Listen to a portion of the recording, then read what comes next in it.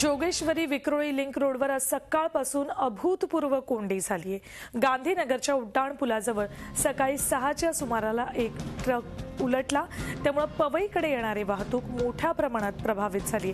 ऐन गर्दीच्या वेळी रस्त्यावर ट्रक उलटला। वाहनांच्या रांगा आता ईस्टर्न एक्सप्रेसवेवरही लागल्यात। पोलिसांनी कोंडी फोडण्यासाठी आता वाहतूक LBS मार्गाने वळवायला सुरुवात केली। ऑफिसकडे निघालेल्या हजारो चाकरमान्यांचे त्यामुळे अतोनात हाल झालेत। ट्रक अजूनही बाजूला काढण्यात आलेला नाही, त्यामुळे कोंडी अजूनही सुटलेली नाही। त्याचप्रमाणे उलटलेल्या कंटेनर बाजूला करण्यासाठी गांधीनगरच्या उड्डाण शक्यता आहे।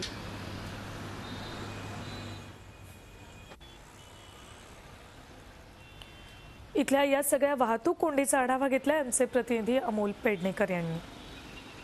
विक्रोळी जोगेश्वरी लिंक रोडवर आज सकाळी मोठा अपघात झालेला आहे आणि या अपघातामुळे ईस्टर्न एक्सप्रेस हायवेवरून पवईच्या दिशेने वाहतूक आहे ती मंदावलेली आहे। हा टँकर आहे सकाळी 6च्या सुमारास पवईच्या दिशेहून ईस्टर्न एक्सप्रेस हायवेकडे येत होता। अचानक या चालकाचा आपल्या टँकरवरील ताबा सुटला आणि हा टँकर पवईच्या दिशेने जाणाऱ्या मार्गावर येऊन धडकला आणि पलटी झालेला आहे। याच्यामध्ये 3 जण जखमी झालेले आहेत। सध्या ईस्टर्न एक्सप्रेस हायवेवरची जी ट्रॅफिक आहे ती मंदावलेली आहे।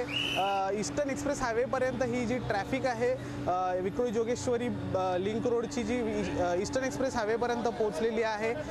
अद्याप 1-1.5 तास अजून ही ट्रॅफिक आहे ती सुरळीत करण्यासाठी लागतील। हा टँकर जो पलटी झालेला आहे तो काढण्यासाठी 1-1.5 तासाचा कालावधी जाणार आहे। तोपर्यंत ही संपूर्ण ट्रॅफिक आहे ती अशीच राहणार आहे। आता जे पोलीस आहेत ते आपण पाहू शकतो या ठिकाणी जी ट्रॅफिक आहे सुरळीत करण्याचा प्रयत्न करत आहेत। एक लेन आहे तो मोकळा करण्यात आलेला आहे, त्या ठिकाणाहून ही ट्रॅफिक सुरळीत करण्याचा प्रयत्न आहे ते ट्रॅफिक पोलीस करत आहेत।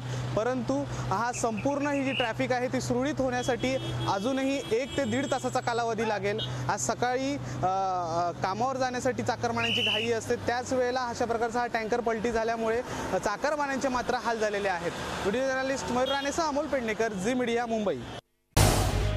झी 24 तास रहा एक पाऊल पुढे।